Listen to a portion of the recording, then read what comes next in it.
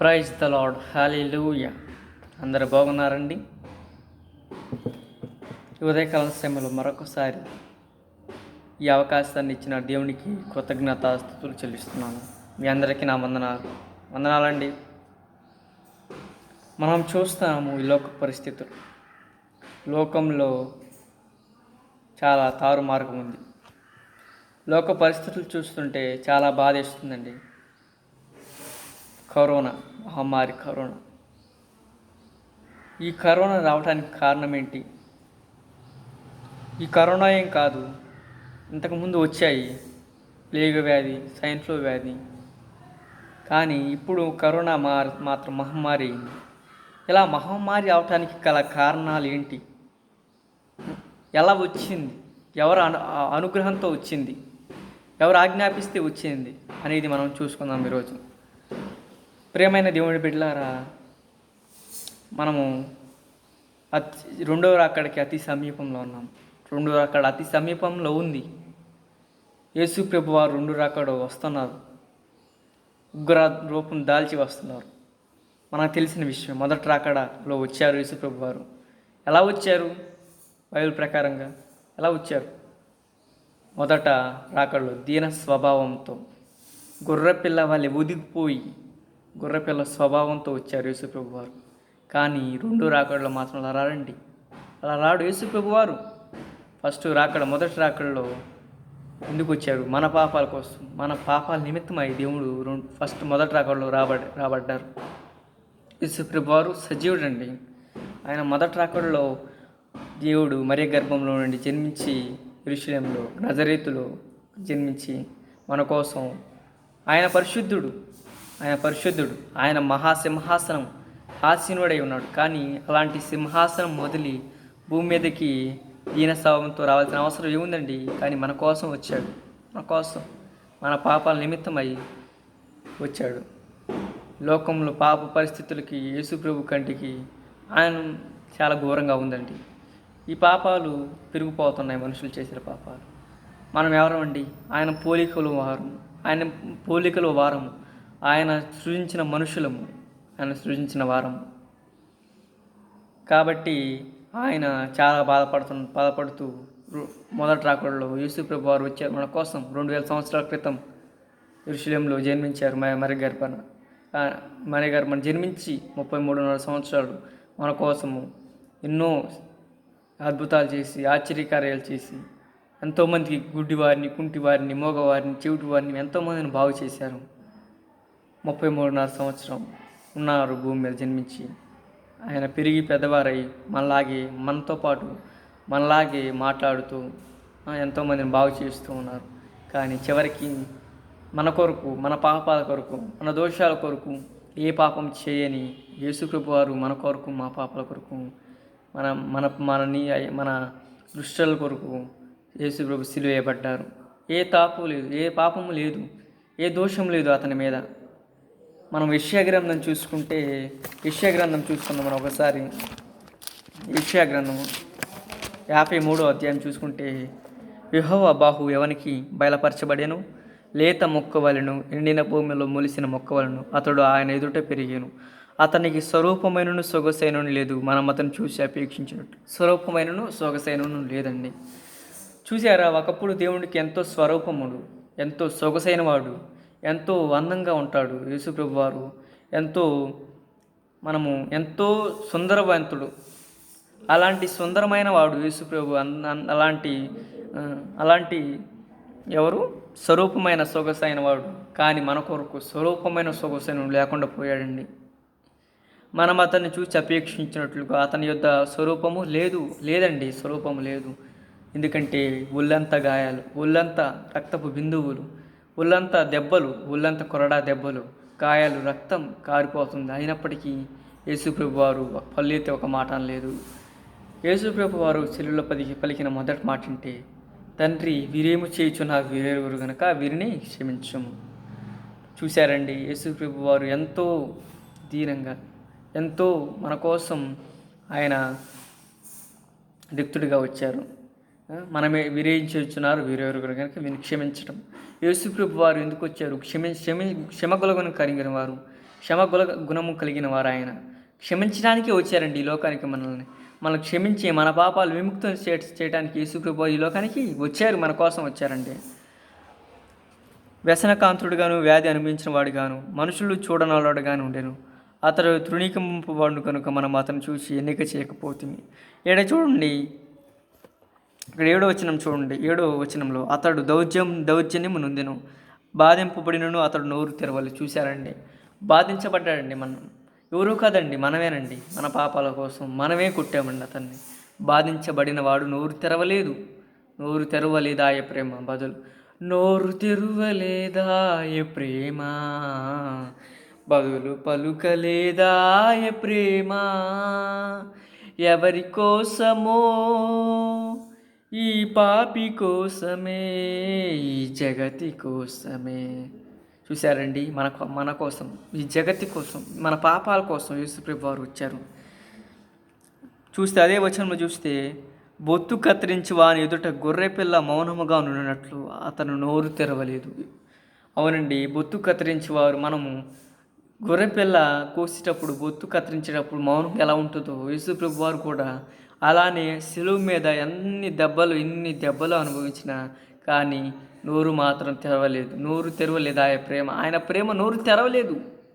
ఆయన ప్రేమ శాశ్వతమైనది. ఆయన ప్రేమ ఎన్నిక లేనటువంటి మనం చెప్పలేనిది ఆయన ప్రేమ. అటువంటి ప్రేమ అతడు నోరు తెరవలేదు. నోరు మన కోసం తెరవలేదు. ఆయన నోరు తెరిచి అనొచ్చు, నేను పరిశుద్ధుడును, నేను పాపం చేయవాడును, నాకింత శిక్ష విధించారు అనవచ్చు. కానీ ఆయన మన కోసం వచ్చాడు కాబట్టి ఆ మాట అనడు. ఆయన మన కోసం వచ్చాడు కాబట్టి అన్యాయపు తీర్పు నొందినవాడి అతడు కొనిపోబడిను. అతడు నా జనుల అతిక్రమములను బట్టి మొత్తబడిను. అవునండి, మన అతిక్రమములను బట్టి ఆయన యేసు శిలువ వేయబడ్డారు. మన అతిక్రమ క్రియలు ఎవరు? మానవులు. మనమంటే ఎవరు? మానవులు. అందరం అతిక్రమ క్రియలు. మానవ అతిక్రమ క్రియ బట్టి యేసుప్రభు సిలువేయబడ్డారు. యేసుప్రభు వారు సిలువేయబడ్డారు. అన్యాయపు తీర్పును విధించారు ఆయన మీద. ఏ పాపం చేయలేదే, ఆయన ఏ పాపం చేయనివాడు, ఏ పాపరహితుడు కాదు, పాపరహితుడు ఆయన. అలాంటి ఆయన మీదకి ఎందుకు శిక్ష అంటే మన కోసం అండి, మన పాపాల కోసం, మనం అతిక్రమ క్రియలు బట్టి ఆయనకి సిలువ వేయబడ్డదండి కదండి.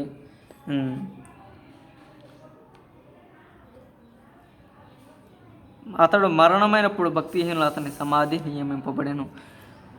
అతడు మరణించాడు, సమాధి చేయబడ్డాడు. శిలువలో మరణించి సమాధి చేయబడి 3 దినములను తిరిగి యేసుప్రభు లేచాడు. సమాధిని గెలిచాడు, మరణాన్ని గెలిచాడు, మరణాన్ని ఓడించాడు. సజీవుడు, ఎందుకంటే ఆయన సజీవుడు అండి. ఆయనకు మరణం లేదండి. ఆయన మన కోసం ప్రాణాలు పెట్టాడు, కానీ ఆయన చనిపోలేదండి. ఆయన తిరిగి లేచాడు. చనిపోయినప్పటికీ తిరిగి మన కోసం లేచాడండి యేసుప్రభు వారు. అలాంటి యేసుప్రభు వారిని మనం ఎందుకంటే తోసివేస్తున్నాము? మనం తోసివేయకూడదండి. ఆయన మన పరిశుద్ధుడండి. ఆయన్ని కోట్ల దేవతలతో పరిశుద్ధుడు స్తుతి అని ఆరాధించుకోవాలని మనం. అలాంటి ఆరాధన మనకు లేదే అని బాధపడుతున్నారా?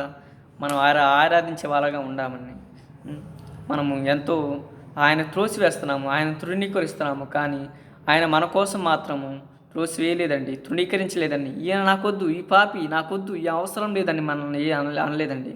అందరూ నా బిడ్డలని, అందరి కోసం ఆయన లోకం అంతటి కోసం, పాపుల కోసం మరణించి తిరిగి లేచాడు. రెండో మాట ఏమన్నాడండి? శిలువలో పలికిన మాట, రెండో మాట మనం చూసుకుందాము. రెండో మాట ఎవరు? ఒక పాపి, పక్కనున్న పాపి, నాకైతే ఇది సబబే, మాకైతే ఇది న్యాయమే, మేము తప్పు చేసిన వారం, కానీ మీరు ఏ తప్పు లేకుండా శిలువలో పడ్డారు, మీరు అని చెప్పి బాధిస్తాడు. ఒక పాపి అంటే, రెండో పాపి అంటాడు, ఒక పాప అంటాడు, నిన్ను నువ్వు రక్షించుకొని మమ్మల్ని రక్షించవచ్చుగా అని అంటున్నాడు. కానీ రెండో పాప ఏమంటున్నాడండి? ఇది మాకు సబబే, మేము చేసిన పాపంకి ఇది మాకు ఇది పడాల్సిన శిక్షే, కానీ మీరు ఏ పాపం చేయనివారు, మీకు పడాల్సిన శిక్ష కాదు, మా పాపాలు కూడా మీరు వేసుకున్నారు అని చెప్పి పక్కన దూషించి యేసుప్రభు వారిని అన్నారు. అప్పుడు యేసుప్రభు వారు పక్కన పాపి అంటున్నాడు యేసుప్రభు వారితో, అయ్యా నీ రాజ్యంలో నన్ను కూడా జ్ఞాపకం చేసుకున్నప్పుడు యేసుప్రభు వారు, నేడే నువ్వు నాతో కూడా పరదేశివై ఇందువు. హల్లెలూయా, ప్రైజ్ ద లార్డ్. హల్లెలూయా, ఎంత మంచి మాట అండి. నేడే నువ్వు నాతో కూడా పరదేశివై ఇందువు. ఆయన దగ్గరికి వెళ్ళి పాప క్షమాపణ ఒప్పుకొని నమ్మి నీటి బాప్తిసం తీసుకుంటే ప్రతి ఒక్కరిని పరదేశులు ఉంచుతాడండి. ఆయన ప్రతి ఒక్కరి మనం పరలోకానికి వారసులమే. పరలోకానికి ప్రతి ఒక్కరము వారసులమే అండి. కాబట్టి ఈ విషయాన్ని తెలుసుకుని ప్రతి ఒక్కరూ యేసుప్రభుని అనుసరించాలండి. యేసుప్రభు ఒక మతం కాదు, ఒక కులం కాదండి. యేసుప్రభు వారు ఒక వర్గానికే చెందినవాడు కాదు. యేసుప్రభు ఒక కులానికే చెందినవాడు కాదు. యేసుప్రభు వాడు ఒక మతానికి చెందినవాడు కాదండి. యేసుప్రభు లోకవంతటికి చెందినవాడు. యేసుప్రభు లోక పాపాన్ని మోసుకొనిచున్న దేవుని గొర్రె పిల్ల అండి. ఆయన లోక పాపాన్ని మోసుకున్నాడు. కాబట్టి ఆయన ఒక వర్గానికి, ఒక మతానికి, ఒక కులానికి కాదండి. యేసుప్రభు వారు ప్రతి ఒక్కడికి అండి, ప్రతి ఒక్కరి పాపాన్ని భరించాడు. కాబట్టి ప్రతి ఒక్కడికి యేసుప్రభు అవసరం. మనం అది అర్థం చేసుకొని యేసుప్రభు సజీవుడు కాబట్టి, సజీవుడు లెక్కలో ఉన్నాడు కాబట్టి యేసుప్రభు వారు మన యేసుప్రభుని తెలుసుకొని మనం చేసిన పాపాలను ఆయన దగ్గర ఒప్పుకొని ప్రాయశ్చిత్తం చేసుకొని యేసుప్రభు వారి దగ్గర నమ్మి, యేసుప్రభు సజీవుడని నమ్మి నీటి బాప్తిసం తీసుకుంటే, ఆయన అనుసరిస్తే, ఆయన సన్నిధిలో మోకరించి వేడుకుంటే, కన్నీటి ప్రార్థనతో వేడుకుంటే ఆయన సన్నిధిలో మనము గ్యారెంటీగా తప్పకుండా మనం పరలోకానికి వారసులు అవుతామండి. మరొకసారి చూసుకుంటే మనం చూస్తూ ఉన్నామండి. అంత్యకాలపు దినాలు చూస్తున్నామండి. మనం అంత్యకాలపు దినాలండి. మనం చూస్తున్నాము. ఈ లోక పరిస్థితి చాలా తీవ్రంగా ఉంది. చాలా అవునండి. మహమ్మారి కరోనా ఇప్పుడు మహమ్మారి కరోనా చాలా విజృంభించిపోతుంది. ప్రపంచం మీద విజృంభించిపోతుంది మహమ్మారి కరోనా. అవునండి. ఈ కరోనా రావడానికి కారణం ఏంటి? కరోనా ఎలా వచ్చింది చూసుకుంటే, కరోనా రావడానికి కారణం మనమే. మన అతిక్రమ క్రియలను బట్టి యేసుప్రభు వారు దగ్గర ఆజ్ఞ తీసుకొని వచ్చిన కరోనా అండి ఇది. యేసుప్రభు వారు ఆజ్ఞ ఇచ్చారు లోకానికి, కరోనాకి ఆజ్ఞ ఇచ్చారు. మళ్ళీ మనం వెళ్ళి ఆయన దగ్గర పశ్చాత్తాపడితే కానీ అప్పటిదాకా ఈ కరోనా వదలదండి. పశ్చాత్తాపడాలి మనం. యేసుప్రభుడి దగ్గర మనం పశ్చాత్తాపడాలి. అయ్యా నేను పాపి, నేను తెలుసుకొని ఎవరికి వారిని తెలుసుకొని ఆయన దగ్గర పడాలా, నమ్మి పశ్చాత్తాపడి నమ్మాలి యేసుప్రభు వారిని. అప్పుడు కానీ కరోనా వెళ్దాం. మహమ్మారి మనం పరిస్థితి చూస్తాం. చాలా తారుమారు పరిస్థితి, లోక పరిస్థితి. లోకంలో అండి లాక్డౌన్ విధించడం అయింది. లోకంలో ప్రతి ఒక్కరికి కరోనా కేసులు పెరిగిపోతున్నాయి. రోజుకి కరోనా కేసులు, పాజిటివ్ కేసులు పెరిగిపోతున్నాయి. రోజుకి కరోనా పాజిటివ్ కేసులు పెరిగిపోతున్నాయి. మనుషులు పక్కన కూర్చోడానికి ఇల్లు లేకుండా జరుగుతుంది. అవునండి. దేవుని ఉగ్రతాహస్తం ఈ లోకం వైపు చాపబడిందండి. అవునండి. ఈ పరిస్థితులు చూస్తుంటే అలానే ఉందండి. లోకం వైపు దేవుని హస్తం చాపబడింది. ప్రపంచ ఆర్థిక స్థితి క్లిష్టతరంగా మారిపోతుంది. చూసామండి. ఇప్పుడు లాక్డౌన్ కారణంగా ప్రపంచ ఆర్థిక స్థితి చాలా పడిపోయిందండి. ఒకప్పుడు అమెరికా చాలా పై చేయి ఉండేదండి. కానీ ఇప్పుడు అమెరికా కూడా ఏమి చేయలేని నిస్సహాయ స్థితిలో ఉందండి. ఎందుకంటే కరోనా. ఎందుకంటే దేవుడు పట్ల మనము నమ్మిక ఉంచాలని. ప్రపంచ ఆర్థిక పరిస్థితి క్లిష్టతరంగా పరిణమించింది. దాని ప్రభావం అన్ని రంగాలపై పడుతుంది. భీకరత్వం, హింసాకాండ, తిరస్కరించడం, బలవంతంగా వాహనాలు దారి మళ్లించడం, తిరుగుబాట్లు, విప్లవాలు, అత్యర్థాలు మొదలైన వాటిని మానవులు ప్రాణరక్షణ కూడా లేనివారు ఆందోళన చెందువారు. చూశారండి ఇక్కడ ఈ బుక్ అండి. 10 సంవత్సరాల క్రితం చూశారుగా ఎంత పాతగా ఉంది. 10 సంవత్సరాల క్రితం ఎవరో ప్రవక్త గారు రాశారు. కానీ ఆ ప్రవక్త రాసిన 10 సంవత్సరాల క్రితం రాసిన అన్నీ తప్పకుండా ఇప్పుడు జరుగుతున్నాయి. వాహనాలు లాక్డౌన్ కారణంగా ఆగిపోతున్నాయి. ఒకవేళ మనం అర్జెంట్ పని వెళ్ళినా కానీ తిప్పి దారి మళ్ళిస్తున్నారు పోలీసులు. తిరుగుబాటులు ఏర్పడింది. హింసాకాండ, భీకరత్వం, మళ్లించడం, తిరుగుబాట్లు, విప్లవాలు, మానవులకు ప్రాణరక్షణ కూడా లేనివారు. ప్రాణరక్షణ ఇప్పుడు మనము ప్రాణరక్షణ కోసం ఇంట్లోనే ఉంటున్నాము. కానీ కొంతమంది ప్రాణరక్షణ కోసం ఇంట్లో లేకుండా కొంతమంది నరుకునే వాళ్ళకి ఎట్లా అండి? వాళ్ళు ఎలా ఉంటున్నారు? ఎక్కడ ఉంటున్నారు? రైల్వే స్టేషన్లో, బస్ స్టాండ్లో ఉంటున్నారు. అలాంటి వారికి ప్రాణరక్షణ అవసరం కదండి. ఆందోళన చెందుతున్నారు వాళ్ళు. గనుక మనం నివసించే అంత్యక్రీస్తు కాలం ప్రారంభంలో దేవుని ఉగ్రత ప్రదర్శించబడడం ప్రారంభమైంది, రుజువు అవుతూ ఉంది. ప్రమాదాలు, విపత్తులు, ముందు జరిగే తీర్పులు అధికమవుతాయి. కానీ ఇవి ఎక్కువ కాలం కొనసాగం. దేవుని గొప్ప తీర్పు త్వరలో వస్తుంది. చూశారండి, దేవుని గొప్ప తీర్పు త్వరలో వస్తుంది. దేవుని తీర్పు వస్తుంది. దేవుడు ఈ చివరి దినాల్లో దేవుడు వస్తున్నారు, రాబోతున్నారు. ఈ 2 రాకడలో రాబోతున్నారు. ఎవరైతే నమ్మి నీటి బాప్టిజం తీసుకొని ఆయన పట్ల సిద్ధపాటు కలిగి ఉంటారో వాళ్ళు 2 రాకడలు ఎత్తపడతారండి. 2 రాకడ వస్తుంది, అంత యుగాంతం వస్తుంది, అంతగా మొత్తం భూమి అంతా అంతరించిపోతుంది. అలాంటప్పుడు యేసుప్రభుని నమ్ముకొని బాప్టిజం తీసుకున్న వాళ్ళు, యేసుప్రభుని అనుసరించే వాళ్ళు, యేసుప్రభు వారిని నిజం తెలుసుకున్న వారు మాత్రమే ఆయన రాజ్యంలో చేరతారండి. ఆయన పక్కన తండ్రి కుడి పక్కన మనంగా ఉంటామండి. తీర్పు వస్తుంది. 2 రకాల తీర్పులు మనము సమాధానం చెప్పాల్సి ఉంటుందండి.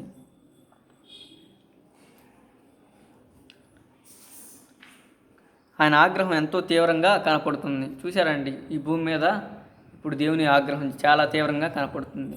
ఇప్పుడు మనం ఈ లాక్డౌన్ పరిస్థితి కారణంగా చర్చిలకి మూత వేశారండి. చర్చిలకి వెళ్ళలేకపోతున్నాము. ఆయన సన్నిధిలో కూర్చుని మనం వాక్యము వినలేకపోతున్నాము. వాక్యానుసారంగా నడవలేకపోతున్నాం. వాక్యం మనకి చివరి దిన అప్పుడు చెప్పారు కదండి, వాక్యం చివరి దినాల్లో కరువు అవుతుంది, బైబిల్ పట్టుకొని వెళ్ళనివ్వరు, చర్చిలో మోతేస్తారు అని ఎన్నోసార్లు దైవజనులు చెప్తున్నారు. కానీ మనం వినకుండా ఉన్నాము. కానీ ఇప్పుడు అది చూస్తున్నాం. లాక్డౌన్ కారణంగా చర్చిలు మూతేశారు. మనం బైబిల్ పట్టుకొని చర్చిలకు వెళ్ళలేము, చర్చిల్లో వెళ్ళి వాక్యాలు వెళ్ళలేము. కాబట్టి ప్రతి ఒక్క బిడ్డ, నేను దయచేసి కోరుతున్న ప్రతి ఒక్క బిడ్డ, మీ గృహాల్లో ప్రార్థించండి, మీ గృహాల్లో వాక్యాలు చదవండి, మీ గృహాల్లో పాటలు పాడుతూ యేసుప్రభు దేవుని నామాన్ని గణపరచండి. ఆయన నామాన్ని ఎంత గణపరిస్తే అంత మంచిదండి. స్తుతి అని స్తుతులు చెల్లిస్తూ ఉండాలండి. ఇప్పుడు మనము స్వీకరించి చేశారు. చూశారండి, ఇలాంటి చివరి రోజుల్లో మనము దేవుని పక్కన దేవుడు ఆనుకొని ఉండటం చాలా మంచిది. దేవుడితో ఉండటం చాలా మంచిది. దేవుడితో సంబంధం కలిగి ఉండటం చాలా మంచిదండి. అవునండి ప్రభా, నాయన స్తోత్రం నాయన. కాబట్టి మనం చూస్తున్నాము, చివరి రోజులు ప్రతి ఒక్కరూ ఇంట్లో మీలలో ప్రార్థన చేసుకుంటూ ఉండండి. ప్రార్థన చేసుకుంటూ ఆయన నామాన్ని అనుసరిస్తూ ఉండండి.